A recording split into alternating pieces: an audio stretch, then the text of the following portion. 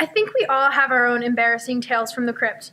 Perhaps all of mine relate to the monster that is free restaurant bread.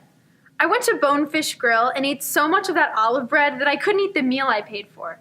I went to Olive Garden and stole so many breadsticks from my siblings that they didn't speak to me afterwards. I went to the Cheesecake Factory and ate so many pumpernickel rolls that I got sick and ruined my own birthday under the Sauron-esque light fixtures.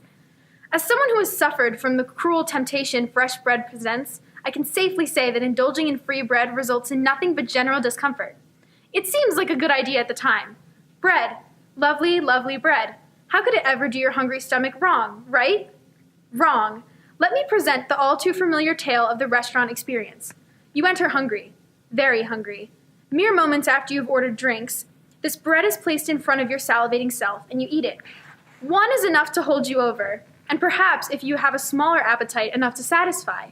But alas, the waiter brings another plate, another basket, and under the white napkin there is villainous bread. You eat the bread, the forbidden fruit, until you realize before the main course has come, perhaps before the main course has been ordered, you're no longer hungry.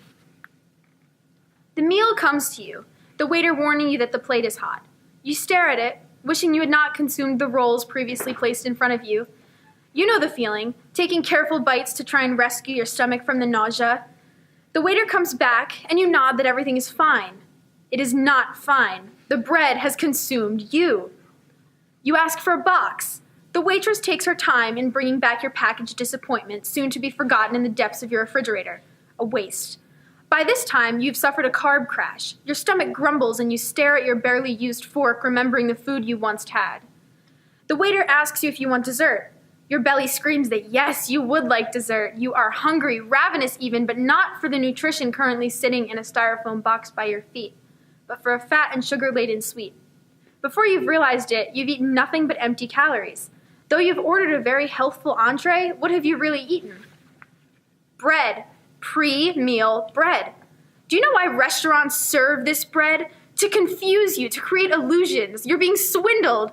Bread or other starchy enemies are given at the beginning of a meal to make you feel that you're being waited on.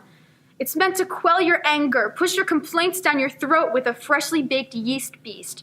Restaurants seek to save themselves and their waitresses by giving you the carbohydrates society loves so much. And you think it's free? Ha, that's rich. Nothing is free. Your precious bread is factored into the price of your meal whether you eat it or not, meaning your meals are more expensive due to bread. The bread of others, the bread of your enemies if they be. Pre-meal bread is a wolf in sheep's clothing. We must open our eyes and see through its wool, recognize the danger it presents. We must rise as a society against free bread, ridding it from our white-clothed tables. Save yourselves before we are defeated. Refuse your bread baskets.